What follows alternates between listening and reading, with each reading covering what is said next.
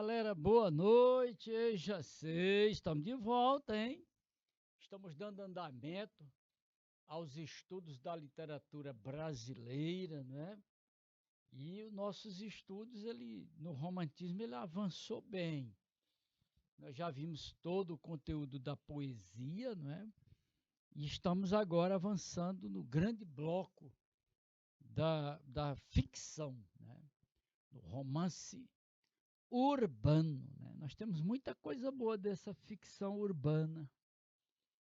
Isso é a primeira manifestação desse gênero textual, romance, não é? O Brasil não conhecia esse gênero textual, claro, né? A colônia, poesia. Aí vem a independência, poesia. Mas quando é mais ou menos na metade do século XIX, vamos ver agora? Ah, pois olha aí, né? Mais ou menos na metade do século XIX, começa então um novo gênero textual para os leitores, né? Do Brasil imperial. Né? Então nós temos o romantismo na prosa. Né? Olha aí, exatamente aí. Nós não tínhamos os leitores do Rio de Janeiro, né, que era o centro mesmo, né, e mais as mulheres que liam. Né. Você tem até uma imagem muito bonita do pintor francês chamado Jean Honoré, a leitora. Mas por que ele não botou um leitor? Né? Um rapazinho lendo e tal, né? Botou uma leitora. Né? Tem uma explicação para isso aí. Né? É que as mulheres, elas liam mais, né? Ficavam mais em casa e tal, né? Isso, gente, classe média, né? Não é, classe baixa não lia, ninguém ia à escola, não tinha condições. Como era que ia comprar jornal? Eu não digo nem um livro. Porque na época, quando começou esse novo gênero textual, eram publicações em jornais e capítulos, né? A pessoa era anunciado, olha, a partir da próxima semana vamos veicular um novo romance e tal, né? Aí vem o primeiro capítulo. Gente, é mais ou menos o perfil da novela nos tempos modernos, né? Era por capítulo. Né? A pessoa lia um capítulo numa semana, na outra semana lia o outro capítulo, ou então no mês ou quinzenalmente, etc. E os leitores se interessavam muito por isso. Ficavam esperando, né, o capítulo seguinte. Né?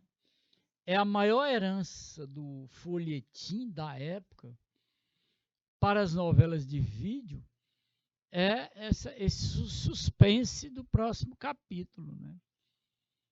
E depois o final do folhetim era sempre um final feliz. Né? Depois que apareceram folhetins com um final trágico, né? Mas a maior herança mesmo do folhetim para a novela de vídeo é exatamente isso, ou seja, o capítulo, né? O suspense do capítulo, aquela coisa toda, né? E a estruturação dos personagens é essa aí que a gente está comentando, ou seja, em 1844, Joaquim Manuel de Macedo publica um romance, né, urbano, né, um folhetim chamado A Moreninha. O título é bem brasileiro, não é? Lógico, bem brasileiro. Excelente o título. Né? Agora, a estrutura era cópia de folhetim europeu. Né? Mas o caso do Joaquim Manuel de Macedo é o conteúdo urbano, a cidade do Rio de Janeiro, e aquela ilha famosa de Paquetá. Né? Personagem, classe média, né? Gente que sabia ler, nomes bonitos, né? os personagens e tudo. Começa aí o romance brasileiro, né? Vai refletindo, e esse romance romântico vai refletindo o modo de vida, né, da classe burguesa, classe média, né? O conflito aqui, conflito acolá, né? O herói de um lado, o vilão do outro, novela típica, né? Até que o final, geralmente quase 100%, final feliz. Um ou outro romance que o final é trágico, né? Mas é uma história, né? Uma narrativa muito simples, aquela coisa do namoro difícil e tal, né? Aquela coisa, os personagens muito idealizados, mas começou aí dessa maneira, né? E o romance romântico ele vai até 1881, quando Machado de Assis publica, né, o grande romance dele, né, Memórias Póstumas de Brás Cubas. Né? E o Aloysio Azevedo publica O Mulato. Bom, aí praticamente encerrou a presença do romance romântico. Né? Essa estrutura do romance romântico folhetinesco, né? O conflito entre o herói e o vilão, essa coisa. Um enredo muito simples, namoro difícil, né? O impasse amoroso. Aí o cara cozinhava o galo, o escritor, né? Um capítulo aqui, daqui a 20 dias outro, ou 15, ou um mês, né? Às vezes passava um ano inteiro, né? Para publicar o romance completo, né? Mais ou menos como as novelas que levam um ano de novela, sei lá. Eu não acompanho, para mim é a mesma novela o ano inteiro. Né? Essa é a grande herança que o folhetim romântico, né?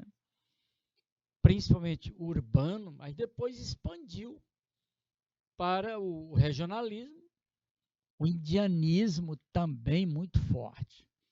Mas o romance que mais pegou mesmo foi o romance urbano. Né? Claro, cidade do Rio de Janeiro, a capital imperial. E então era o glamour, era copiar o que vinha da França. Né? Vestido, chapéu, sapato, roupas em geral, penteado, essa coisa toda. Perfume, né? O glamour, né, da França. Né? As revistas e tudo, né, de moda, etc. Então, a sensação da leitora, né, e o leitor, eventualmente, né, era se identificar dentro das cenas do romance. Né?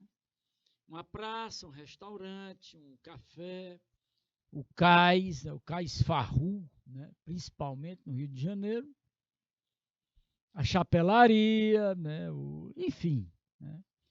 As pessoas se identificavam, passavam na rua, que o personagem passou, aquela coisa toda. Bem idealizado mesmo, né? Isso aos pouquinhos foi pegando esse novo gênero de tal maneira que os autores brasileiros não davam conta. Então, o que eles passaram a fazer? Traduções. Né? Traduzindo folhetim europeu. Traduzir aos montes. Né?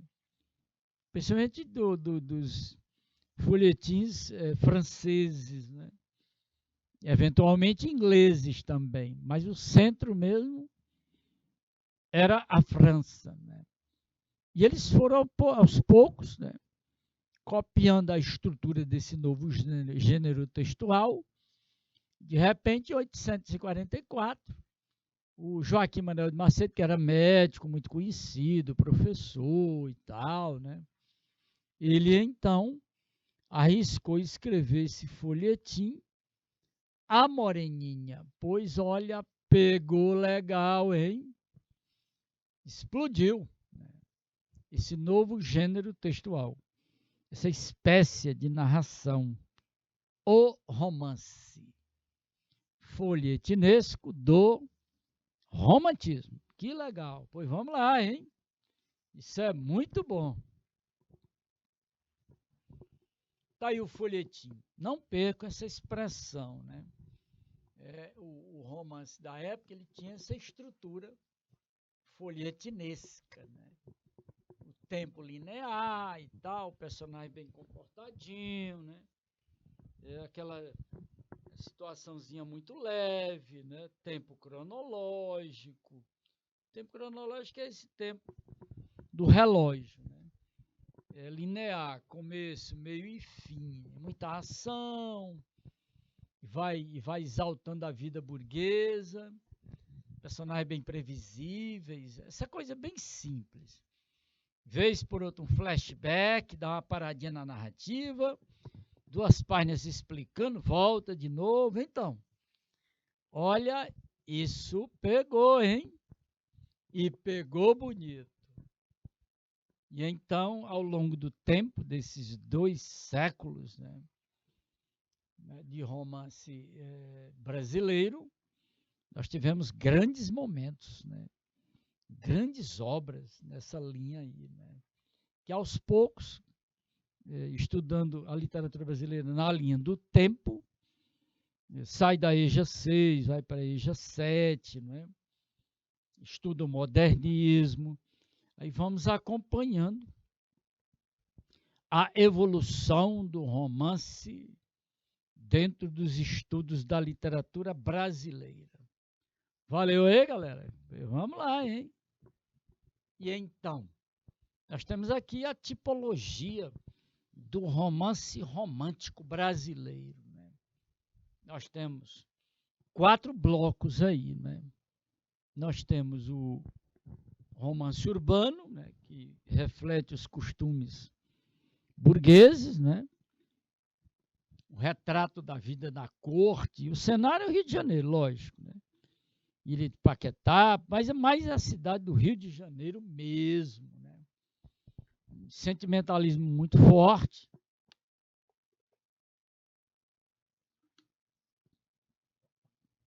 Aos poucos foram surgindo outros tipos de romance, outros temas, né? Como é o caso do bloco dos romances indianistas, né? Elevando o índio ao herói europeu medieval, né? O índio como símbolo de nacionalidade, né? Aí o José de Alencar e o Gonçalves Dias na poesia, José de Alencar na ficção. José de Alencar, é imbatível nisso aí. Né? Aí vem o bloco do romance histórico, que não vingou.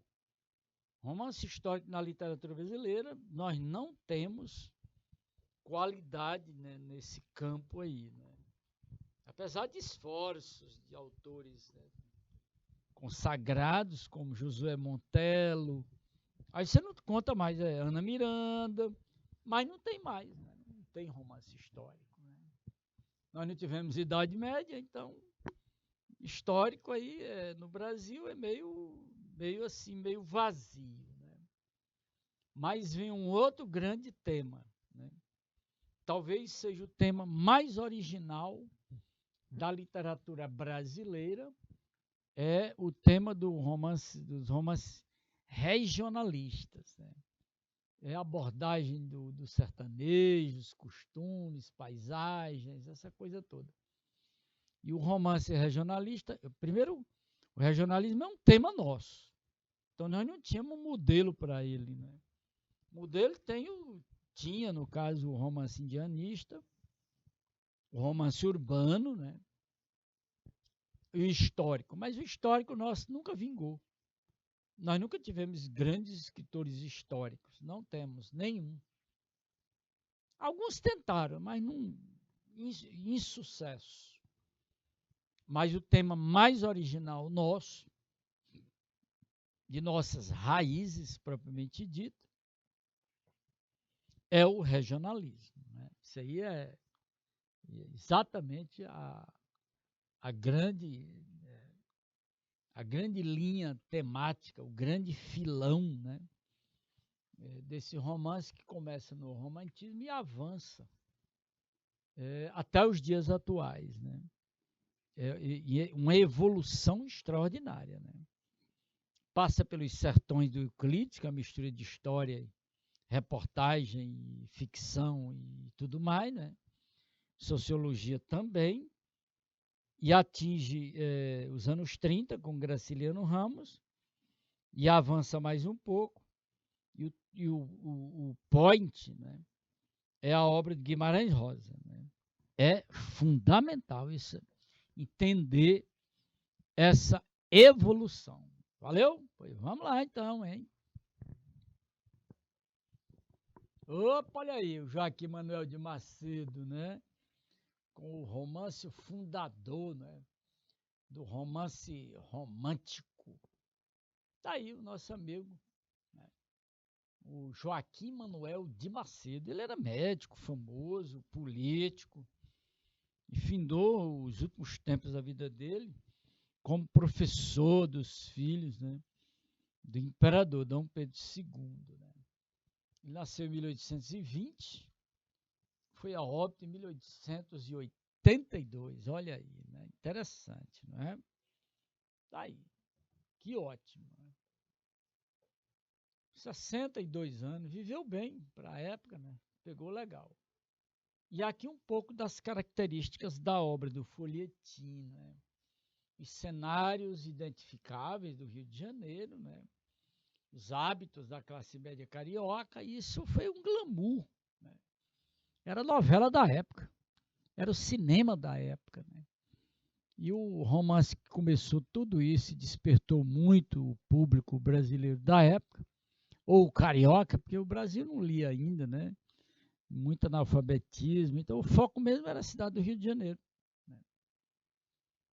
A Moreninha, de 1844.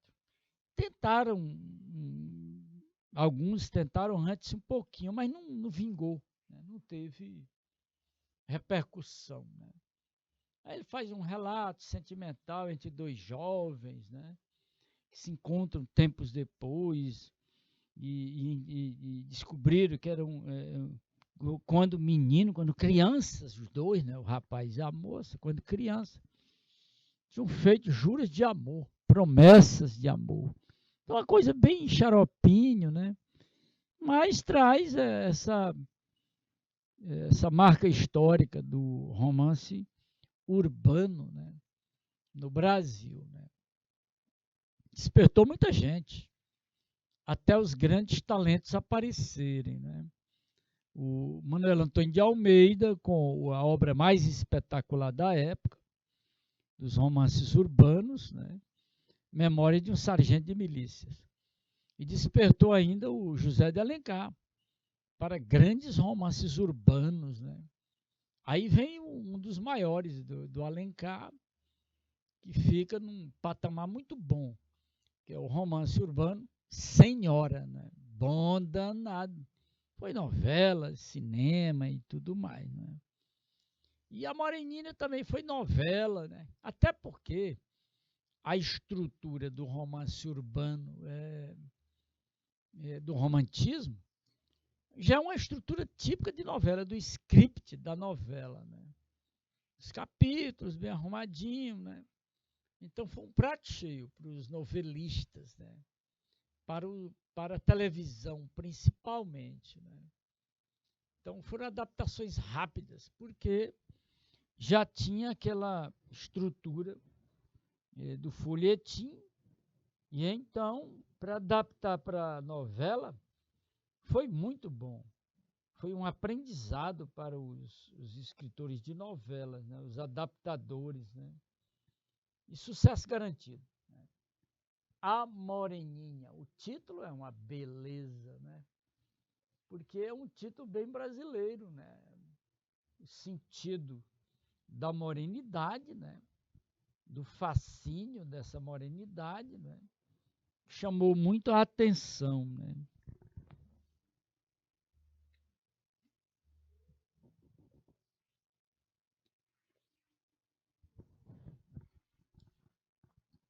Então, vamos conhecer um pouco mais o romance urbano, né?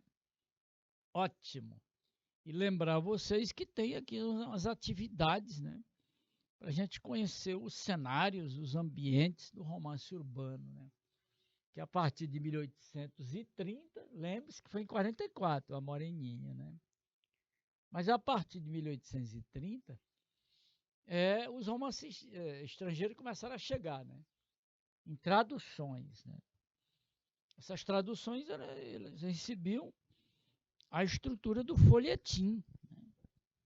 Para poder captar público, né? E aconteceu, né? Então o romance urbano ele é assim cheio de lances assim melodramáticos, né? Sempre final feliz. Era para atingir em cheio, né? O gosto da juventude, da corte, né? A galera teen que sabia ler e comprava jornais para o entretenimento. Então a palavra-chave dessa juventude, como não existia cinema, rádio nem nada, então a palavra-chave é entretenimento. Mas, vez por outra, um folhetim apresentava alguma coisa além do entretenimento, né? Ele apresentava muitos costumes, né? Vestuário, penteado, roupas, praças, restaurantes, né? Encontros, saraus. Olha, essa coisa do sarau era praxe no Rio de Janeiro, né? Até porque no sarau tudo acontecia, né? O flerte, o namoro, o fuxico, atualização, né? Muita coisa legal, né? Discutia-se de tudo no sarau, né? Fechava-se até negócio nos saraus também, né? Então tinha muito comentário, era um encontro, né? De homens de negócio, diplomatas, essa coisa toda, né? Jovens, as moças, né? Em busca né? Dos encontros, evidentemente, né? Essa coisa do herói e da heroína, né? O jogo amoroso, né? Essa paixão pelo outro, é preciso superar dificuldades, né? Então o folhetim traz essa essência, né? Hoje a gente lê muito folhetim, ainda tem ainda. Já está quase extinto o folhetim, né? Mas era um entretenimento garantido. Não só, né? Mas era entretenimento. Era novela de vídeo hoje. Né? E eu trouxe um fragmento, exatamente um sarau, né? Uma cena de sarau, né? Diz assim, um sarau, né? Olha aí, é o bocado mais delicioso que temos, de telhado abaixo. Olha que coisa interessante, né? Em um sarau, todo mundo tem, né, que fazer. O diplomata, olha aí, já apareceu aqui, ajusta com um copo de champanhe na mão. Os mais intrincados negócios. Todos murmuram. Não há quem deixe de ser murmurado. Ou seja, esse murmúrio significa fuxico mesmo, né? Conversa. O velho lembra-se dos minuetes, das cantigas de seu tempo. E o moço goza todos os regalos da sua época. As moças? Ah! Então tem o moço, as moças, né? São no sarau, como as estrelas no céu, né? Estão nas asas dos aplausos, por entre os quais surte, né? Às vezes, um bravíssimo inopinado, né? Que solta de lá da sala do jogo o parceiro, que acaba de ganhar a sua partida no EKT, né? O carteado, né? O baralho. Mesmo na ocasião em que a moça se espicha completamente, desafinando um sustenido, né? Um canto, uma coisa. Né? Daí a pouco vão outras pelo braço de seus pares, né? Se deslizando pela sala e marchando em seu passeio. Olha, galera, o negócio aqui é bom, hein? Tá vendo aí? Era aí exatamente onde as coisas aconteciam. Era no sarau. Você está pensando que isso não existe mais não? O sarau está brincando, hein? Aqui em Teresina tem 3 locais onde ainda acontecem saraus. Uma vez, 2 vezes no mês, né? Ou numa livraria, ou numa churrascaria, um restaurante, uma casa de espetáculo. E várias cidades do Piauí ainda tem professores que promovem saraus, né? É música, declamação de textos, né? Aí as pessoas se exibem, mostram, conversam, etc. É exatamente isso aí. Ei, já sei, a coisa pegou, hein? É bom, hein? Mas é o sarau, o famoso sarau.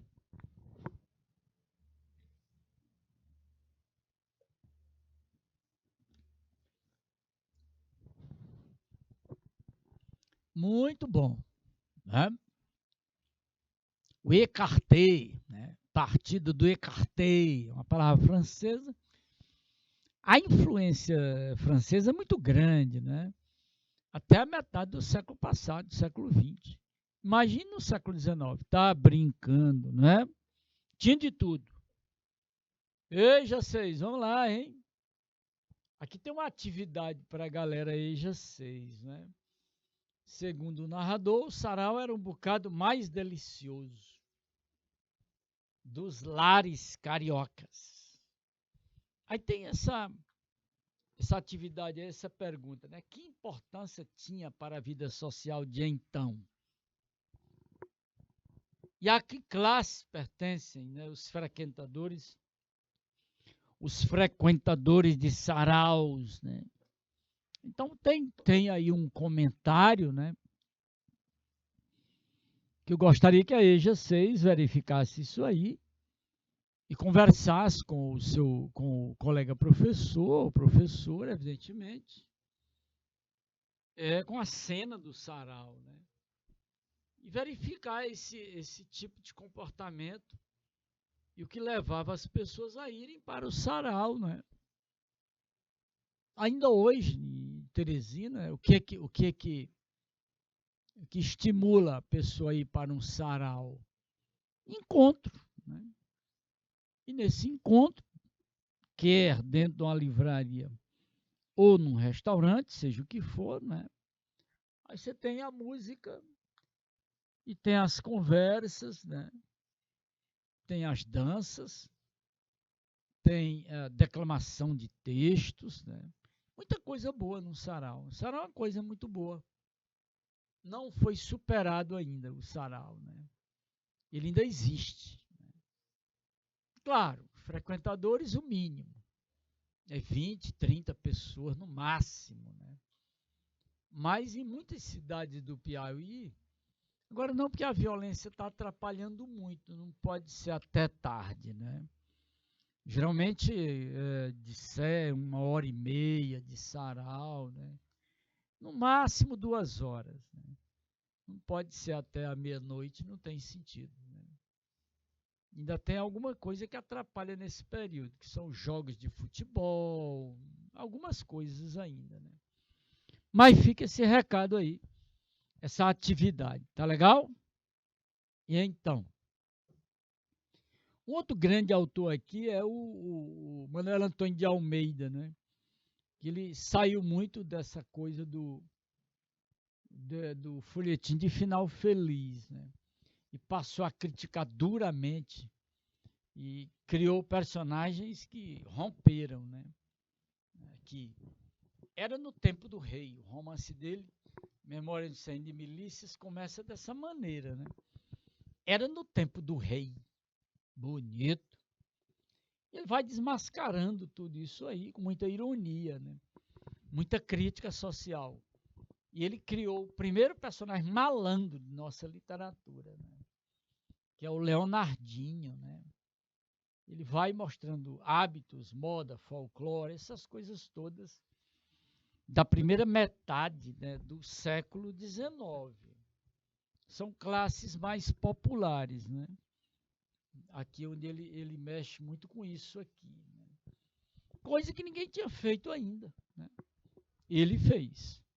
Então fica aí esse desafio, né, para você compreender o que é o romance picaresco, né? Picaresco é malandragem, né?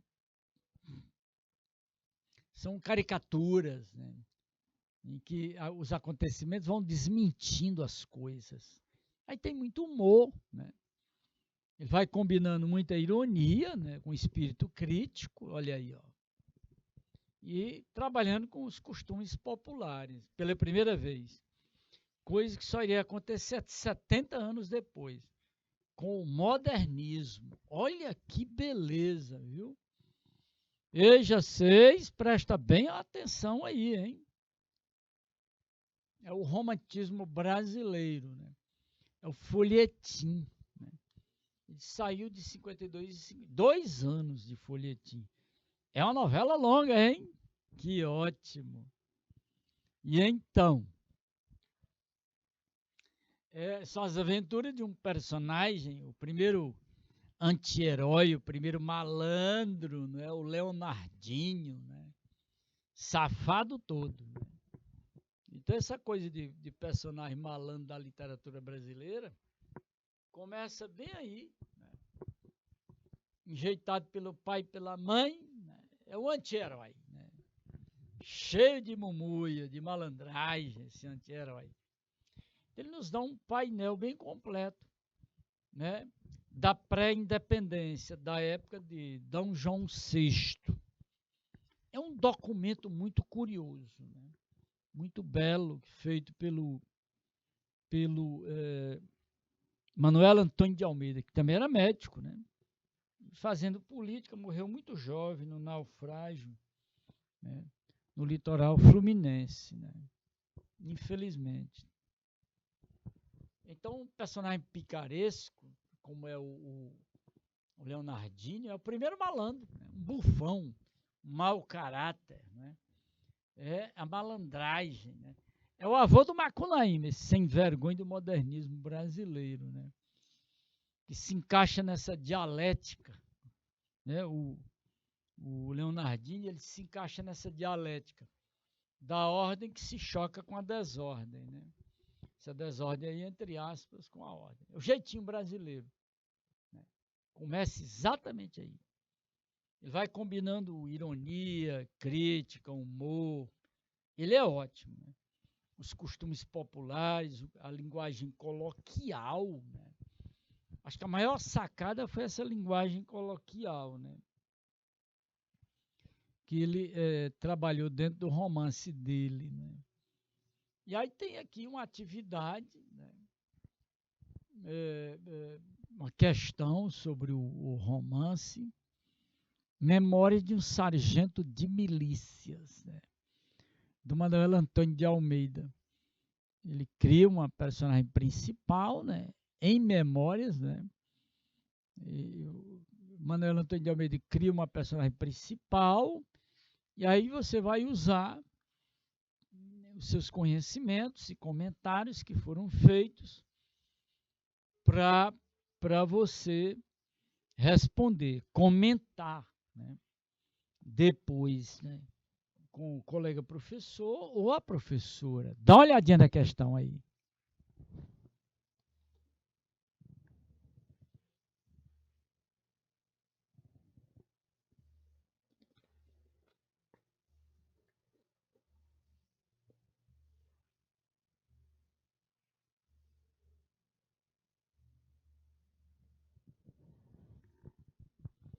Tá vendo aí? 5 alternativas típicas, Enem, né? Perfil Enem. Verifique a proporcionalidade das alternativas. Todas são muito, né, simétricas. Né? Não há distorção. Né? Você tem uma linha completa e um pouquinho de uma segunda linha. A, B, C, D, E. O mesmo perfil. Então vamos começar a pensar também nessa linha Enem, que aí vem a EJA 7, não é? E tem aquela programação imensa, muito provavelmente um ou outro aluno da EJA 7 pense e queira concretizar concurso Enem. Aí o resultado é esse aí. Já é começar a vivenciar, né, essas particularidades, essas peculiaridades, esse perfil, né, das questões do Enem. Né? Gostei muito disso. Quero muito que vocês observem as atividades, né, para poder conversar com o colega professor, o mediador, né, professora e tudo mais. Tá legal? Pois EJA 6, cuidado, né?